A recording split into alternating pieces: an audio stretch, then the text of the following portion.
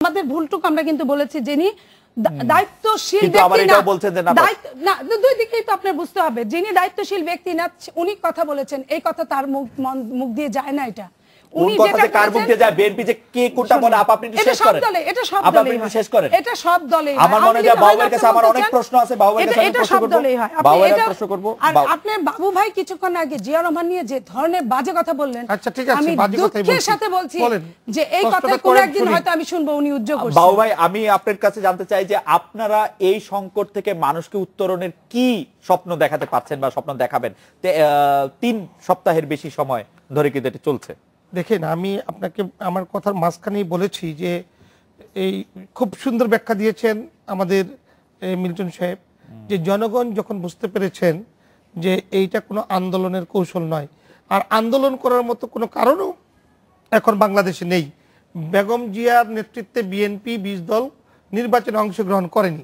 এটা খারাপ লাগারই কথা এখন যখন দেখছেন রাষ্ট্র সুন্দরভাবে শাসিত হচ্ছে মানুষ তার অগ্রগতি দেখছে উন্নয়নের কাজ চলছে তখন বেগম জিয়ার মাথা কিছুটা খারাপ হওয়ারই কথা এটা হয়তো আমার বেলায় হয়তো যে আমরা ক্ষমতায় যেতে পারছি না নির্বাচনে গেলাম না জনগণ আমাদেরকে তাড়িয়ে দিয়েছে তাও না আমরা বুঝতেও পারিনি আমরা নির্বাচনে কেন গেলাম না এরকম কিছু ঘটনা তো ঘটেছে আপনি জানেন এখন বিরোধী দলও আমি নেই আমার পজিশনটা কি এখন পেপার পত্রিকা বিবৃতি বোমাবাজ ওই ধান্দাবাজ এগুলিকে নিয়ে কিছু একটা করা তো উচিত বিএনপিকে তো জিয়ে রাখতে হবে কিছুটা সময় নিয়ে আমার একটা প্রশ্ন ছিল আমার মনে হয় আমার একটা প্রশ্ন ছিল আপনি যদি স্পেসিফিক প্রশ্নের উত্তর দিতেন আমি যে জায়গা থেকে শুরু করেছিলাম বিএনপি চেয়ারপারসন বেগম খালেদা জিয়াকে গুলশান কার্যালয় থেকে নয়াপল্টন কার্যালয়ে যেতে দেওয়া হয়নি কেন আপনি যদি বলেন আমি আপনাকে শুধু একটি কথার জবাব দিতে চাই জি বেগম খালেদা জিয়া গুলশান অফিস থেকে পল্টনের অফিসে যাচ্ছেন যাওয়ার পথে যদি তার সিকিউরিটি প্রবলেম হয় প্রতিদিনই আপনারা দেখেছেন প্রতিদিনই দেখেছেন বিবৃতি দিয়েছে খালেদা জিয়ার সিকিউরিটি প্রবলেম জি উনি জিডি করেছেন তো সরকার যদি মনে করেন প্রশাসন যদি মনে করেন যে এই মুহূর্তে খালেদা জিয়ার যাওয়ার উচিত হবে না তাহলে তো স্বাভাবিক কারণেই সেই মুহূর্তটা এত লম্বা হইলো তার সেই মুহূর্তে তো 4 তারিখ 3 তারিখ রাত্রেবেলা 3 তারিখ 12টা থেকে শুরু করে 5 তারিখ বিকেল বেলা ওনারা যখন এখানে ছিলেন 5 তারিখ 6টার সময় তালা মারা পেপার স্প্রে দিয়ে সেটা সম্পূর্ণ হবে আপনার কিন্তু মনে আছে আপনার কিন্তু মনে আছে মাননীয় প্রধানমন্ত্রী এটা কি আইনে আছে ক্যান্টনমেন্টে আজাদ স্যারকে দেখতে দিতে যায়নি কারণ কি সামরিক জায়গায় বিরোধী দলের নেত্রী কেন যাবেন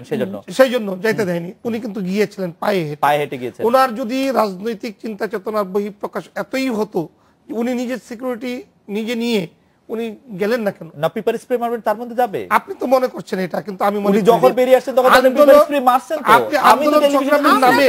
আমি তো পেপার খাইছি আমরা তো জানি আপনি মারছেন কি মারেন না দেশবাসী তো জানে জি বলেন আমি সরকার পরিচালনা করছি আমার দল সরকার পরিচালনা করছে আমরা কি সরকারকে তছনছ করে দেওয়ার জন্য তাদেরকে ডেকে এনে ছেড়ে দেব মানে সরকার তছনছ হয়ে যেত ওইদিন আমি আপনাকে জিজ্ঞেস করি আমি বিরোধী দলকে এখন বিশেষ করে খালেদা জিয়াকে আমি কিছু মনেই করছি না এই কারণে মনে করছি না যে বেগম খালেদা জিয়া নির্বাচনে যাননি তার জ্বালাপোড়া রয়েছে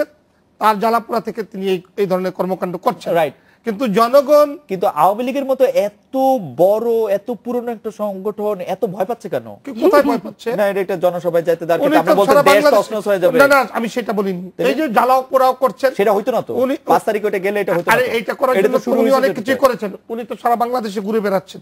উনি তো সমাবেশগুলো করেছেন উনি যে সমাবেশগুলো করলেন জি জি কোথাও কি বাধাগ্রস্ত করা হয়েছে বিএনপি বিভিন্ন জায়গায় এই সম্মেলনের নামে সমাবেশ করেছেন কোথাও কি বাধাগ্রস্ত হয়েছে তারা নিজেরাই চেয়ার পিটা ছুড়াছুড়ি করেছেন বিএনপি তো এখন আমি মনে করি সভ্যতার বাইরে চলে গিয়েছে সুতরাং ওদেরকে নিয়ন্ত্রণ করা বাবা ভাই আমরা জনগণ হিসেবে আমাদের অনুষ্ঠান শেষ করছে আমরা জনগণ হিসেবে শুধু আপনাদের কাছে চাইবো যে শুধু বিএনপি কে না দেখে আয়নায় নিজেদের চেহারাও একটু দেখবেন আপনারা নিশ্চয়ই এবং নিজেদের চেহারা পরিষ্কার পরিচ্ছন্ন রয়েছে বিদায়ী দেশে আইনের শাসন প্রতিষ্ঠিত আমার মনে হয় যে আইনের শাসন সত্যি প্রতিষ্ঠিত হবে আপনার কথা করলেই কাউকে জ্বালিয়ে দেওয়া যাবে আপনার কথা আমরা মেনে নিতে পারবো এরকম সময় নিশ্চয়ই একদিন আসবে আজকে আপনার অনুষ্ঠানে আসার জন্য নজরুল ইসলাম বাবু নিরুফাত চৌধুরী মনি এবং ডক্টর আবুল হাসান মিত্র আপনাদের অনেক ধন্যবাদ দিয়েছিল আজকে বাংলাদেশে দেখা হচ্ছে আগামীকাল এই সময় শুভরাত্রি